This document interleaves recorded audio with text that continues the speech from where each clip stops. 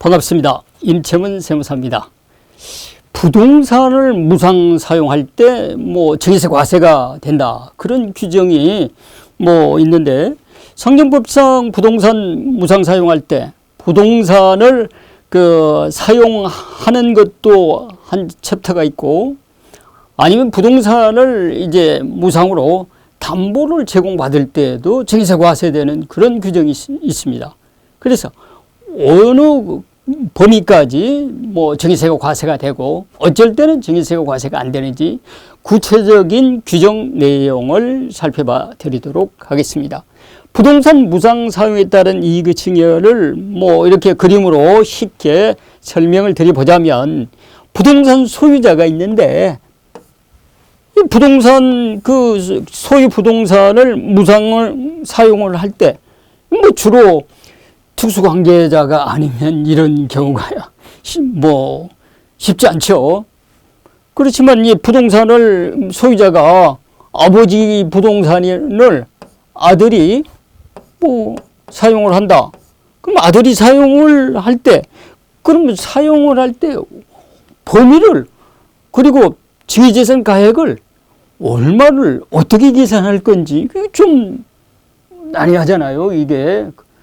근다고 시가에 5%를 증여가액으로 볼 수도 없고, 이게 이제 상정법에 구체적으로 나와 있는데 그 부분을 살펴봐 드리도록 하겠습니다.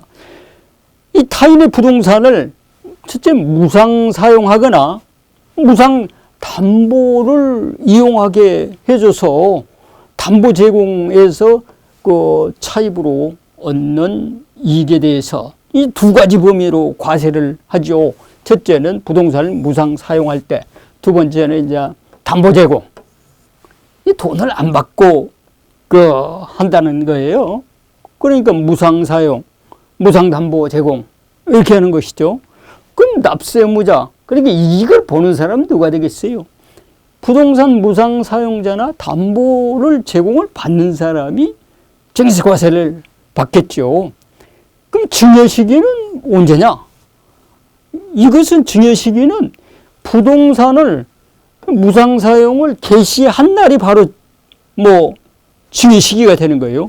이 날을 증여한 날로 봐서 이 날에 말일부터 3개월 내에 증여세 신고를 해야 되는 거예요. 그러면 이 이익은 어떻게 계산하느냐?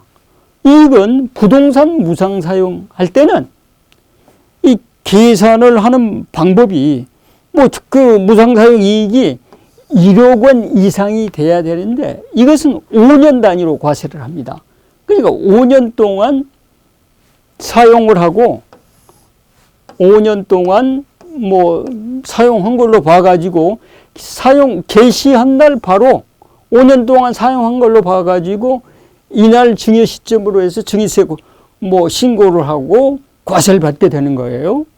그러면 이익을 그러면 어떻게 계산할 거냐? 이익은 어떻게 계산하냐 그러면, 각 연도 부동산 무상 사용 이익의 1.1로 나눠가지고 5년 동안 연금 현가, 간단한 공식, 연금 현가 3.79079를 곱해서 이렇게 부동산 무상 사용 이익을 계산할 수가 있는데, 그럼 이 1년 동안 부동산 무상 사용 이익, 그러니까 부동산을 1년 동안 사용했을 때 그 임대료 상당액을 얼마로 어떻게 계산하냐 그러면, 부동산 가액에다가 연 2%를 곱합니다. 그럼 10억이다. 2%. 그럼 연 2천만 원이에요.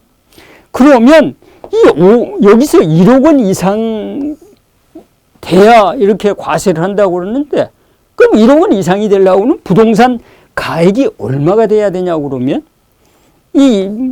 계산을 해보면 13억 1,700만 원 정도 됐을 때는 13억 1,800만 원 정도 됐을 때는 증여세가 과세가 안 되고, 13억 1,900만 원 정도 됐을 때는 증여세가 과세가 돼요.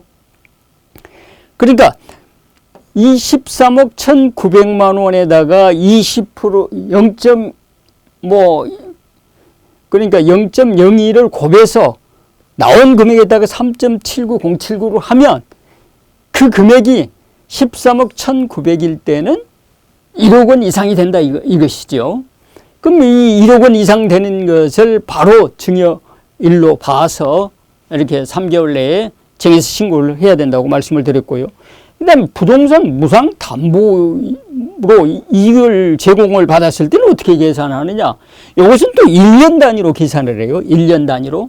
1년 단위로 계산을 하면서 이건 어떻게 계산을 하냐고 그러면 이 증여재산을 일단 담보로 제공을 하게 되면 이자를 그만큼 싸게 받지 않겠어요?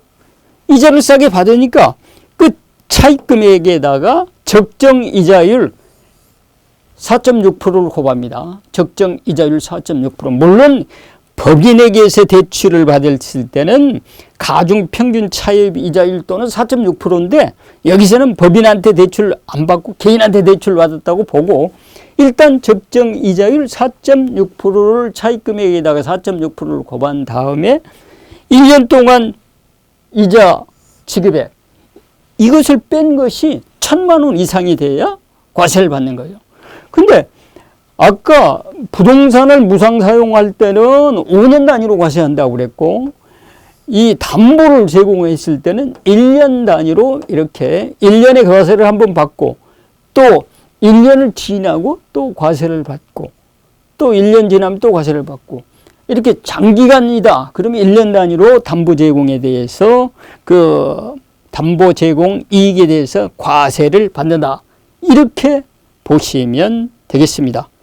그 다음에 이제, 그러면 이게 부동산 무상 사용할 때는 5년 단위로 과세를 받고 담보 제공할 때는 뭐 1년 단위로 과세를 한다고 그랬는데 만약에 그러면 5년 동안 이렇게 과세를 받았는데 만약에 2년 쓰고 이 부동산을 사용을 안 하게 됐다. 그랬을 때는 이제 경정 청구가 가능하다는 것이죠. 그 사유가 이렇게 무상 사용을 안 하게 된 사유가 발생한 날부터 3개월 내에 경정 청구가 가능하기 때문에 미리 내놓은 세금을 돌려받을 수가 있다. 그런 얘기가 되겠습니다. 또 여기서 이제 각별히 유의하실 것이 무엇이냐고 그러면 여기서는 이제 그 1년 동안 사용료를 감안한 임차료 상당액을 부동산 가액의 2%라고 했는데 그럼 실질적으로 그 임대료 상당액의 시가가 있다. 그럼 어떻게 할 거냐? 만약에 붙인 건물을 아버지 건물을 아들이 사용을 하게 됐는데 아들이 사용하기 직전에 그럼 타인 간에 정상적으로 체결된 임대차 계약서가 있다. 그러면 1년간 임대료가 얼마다 그 계약서에 다 나올 거 아닙니까? 그럴 때에는 이렇게 계산하는 게 아니라 그 직전 임대료 그 계약서 그 금액을 시가로 봐가지고 1년치 임대료를 그 가액이 아마 그러면 이거보다도 훨씬 더 많을 겁니다. 그 가액으로 계산을 해서 더 많은 금액을 증여세로 과세를 받을 수 있다. 그렇게 되겠고요. 만약에 부동산 이렇게 담보 이용 이 부분에 있어서도 우리가 이제 증여세나 상속세 연부 연납을 할 수가 있잖아요. 연부 연납을 했을 때 특수관계자의 담보를 빌려가지고 국세청의 그 과세당국에 그 담보를 제공할 수가 있잖아요.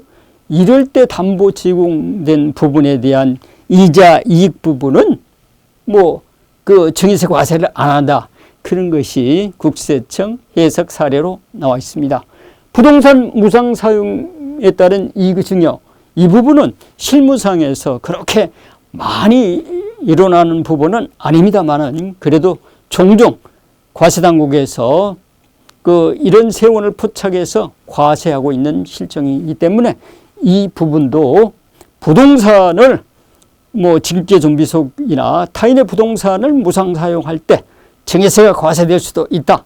이런 규정이 상정법에서는 있다는 사실을 알고 계시면 좋겠습니다. 감사합니다.